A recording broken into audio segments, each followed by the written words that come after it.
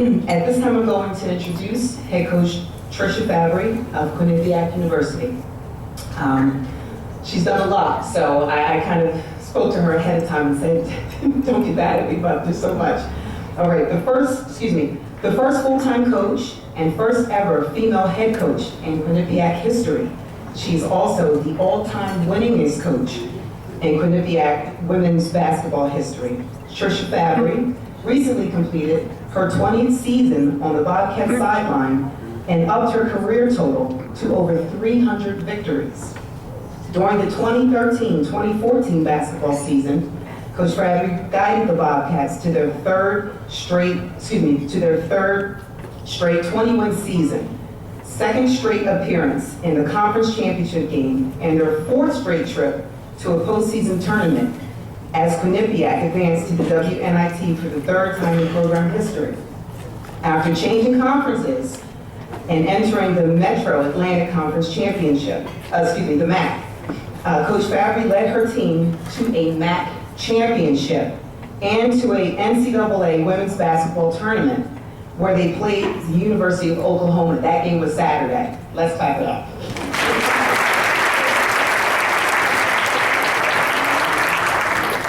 Last year, Coach Fabry led the Bobcats to a 21-13 overall record in 2013-14 and 14-6 mark in their first season as a MAC institution.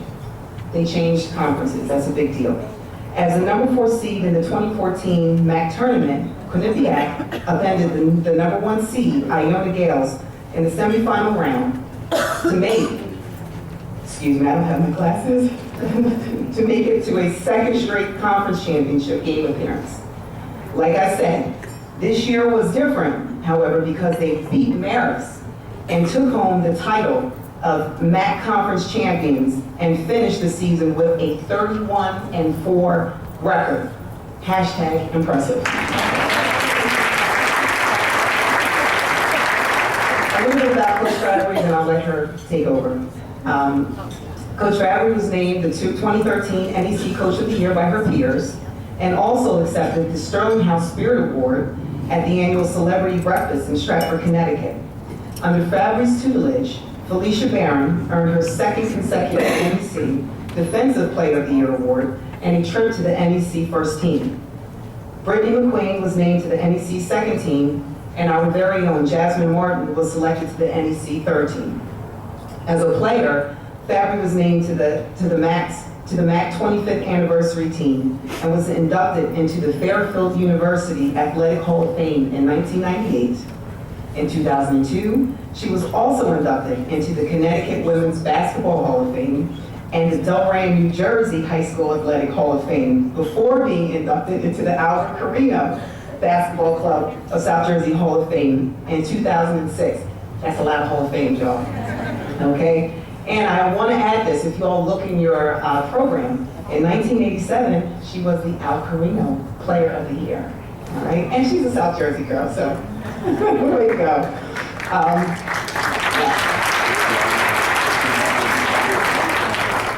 That year, she also received the St. Clair Award at the 22nd Annual Franciscan Sports Banquet. Coach Fabry lives in Stratford, Connecticut, with her husband, Paul, and their 3 children, Carly, AJ, and Paul Henry. She comes from an athletic family, and 2 of her brothers, Tony and John Sacca, starred at quarterback for Penn State University, and Mr. and Mrs. Sacca, her parents, are here tonight. So if you could give them a round of applause. Thank you. Stay. Okay, I really could not be more excited and more proud to be back here tonight. And I really do want to thank Terry and all the board of directors and their trustees and everyone who puts this event together. I'm so proud to come back as a Hall of Famer, a coach of the player, high school player, college player. This is very unique to South Jersey. This club, what it does in promoting its women's sports, and in particular to celebrate women's basketball tonight. I sat here, I hate to say it, 28 years ago. And I had no idea what my path was going to be. But I love the game of basketball. and I love sports. And to come back here tonight after all these years, and I just can't thank you enough, Terry and everybody associated. This brings such pride, such recognition to these young ladies that they will have forever. And your promotion of the women's game, it's needed and it's second to none. I love coming back to South Jersey. I love recruiting in South Jersey.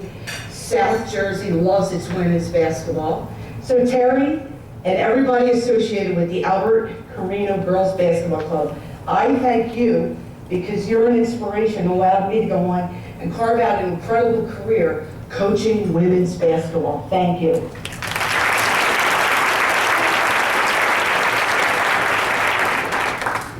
All the parents, this is only going to get better with time for all. You're here with a team, with your daughter, with someone who's really been able to be acknowledged tonight. It gets better with time.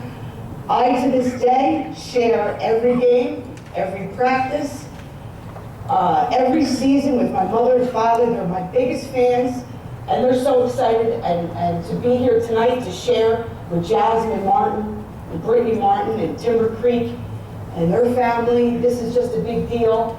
It's going to get a bigger deal. Parents, thank you for your time, your energy, doing the right thing by your daughter. It's important. It matters. It matters in whatever they choose to do going forward. So thank you, parents. Coaches, I can't thank you enough. I recruit around the country. I said it before, I'll say it again. We're down here in South Jersey. These young ladies can play. You can coach. Keep coaching. Your time, your energy, your wisdom. We need better and more coaches to grow this game. Thank you for every second that you spend. You do a heck of a job. I've seen most of you in action for many, many years. For the players that are sitting here and whatever might be their next step as you go forward, consider giving back to a game that's been good to you. It's really rewarding. We need to continue to have strong female coaches at every level. Don't forget about basketball and its grassroots. Give back in whatever way you can, because it makes a difference. So I want to thank all of you in the room for this. This is just a big thrill to come back. But if we're here for one reason for me, I was happy to get back and see my mom and dad for a night. And happy to come down and spend some time in South Jersey. But if I could have Jasmine Martin stand up and stand next to me in her recognition as College Player of the Year.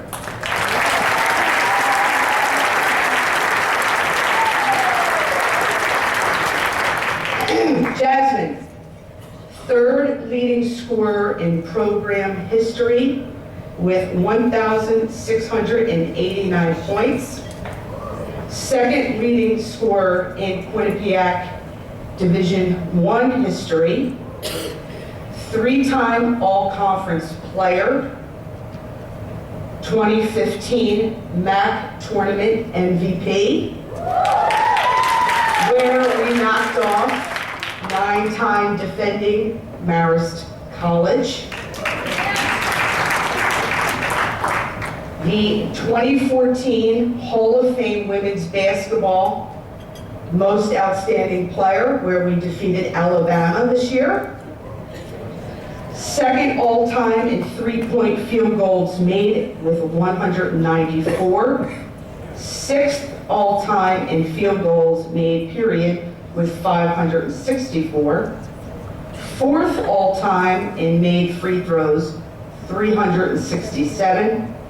Third all-time in games played, 132. Jasmine is one of two players to average double figures in points in each of her 4 seasons at Quinnipiac. A 3-year captain. Led the Bobcats to 104 victories, the most of any 4-year class in program history.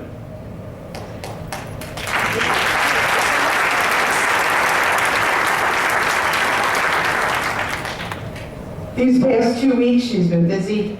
She averaged 20.3 points for us. She shot 45% from the floor, 50% from the three-point line, 86% from the, 50% from the three-point line, 86% from the field goal percentage, free throw percentage, and that was the highest average in all the four scoring categories against our toughest competition. She averaged 81 points over the 4-game postseason span this year. It was the most points she scored over any 4-game span in her 4-year career. Not only did she lead the Bobcats in scoring 6 out of our 13 playoff games, she led her team to 3 straight championship games, 2 WNIT tournament appearances, 2 NCAA appearances. She finished up her career scoring 24 points this past weekend against Oklahoma in the first round of the NCAA tournament. Jazz was at her best when we needed her the most. 4 games into her career, starting as a freshman, I put the ball in her hands, down 1, playing Minnesota out on the West Coast against St. Mary's. Dribbling out ISO Jazz. She turned, elevated, her patented elevated mid-range jumper over, at the time, was named the Big Ten Rookie of the Year, Rachel Banham. Made the shot, cool as a cucumber. We won the game against Minnesota. This year, she preserved, we went 20-0 in our second year of our MAC conference. We were down 3, 12 seconds left, flash Jazz, on senior day, drilled a 3, tie the game, we win the game in overtime. This young lady has had the uncanny knack and the moxie to come up continuously at the biggest times when her teams needed her the most to lead us to victory. Jazz will graduate in May. She will graduate with over a 3.0.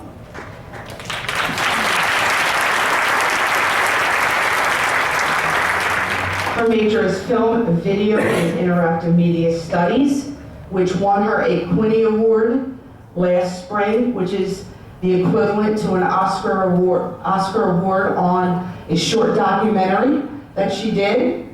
She's also the president of the Fellowship of Christian Athletes, which the membership doubled during her year as president. It just wasn't an on-the-court thing for Jasmine. Her impact was felt throughout the Quinnipiac community from day one.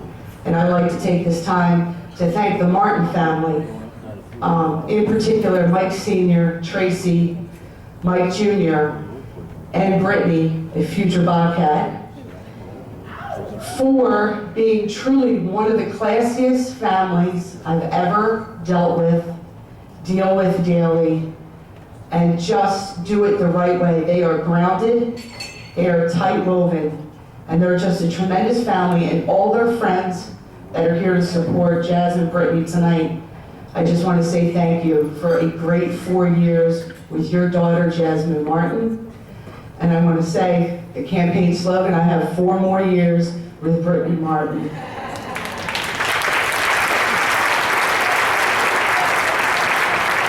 It's my honor and privilege to introduce the best player ever to wear the Quinnipiac uniform, number 24, Jasmine Martin.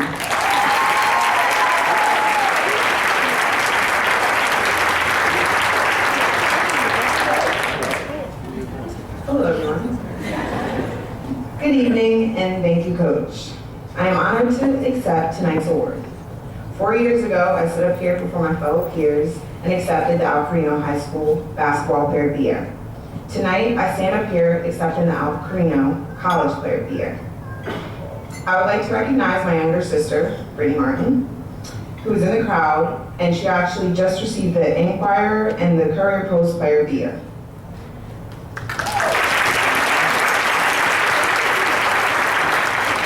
She also beat my scoring record at Timber Creek High School, while also helping them win their first ever championship. So congratulations, girl.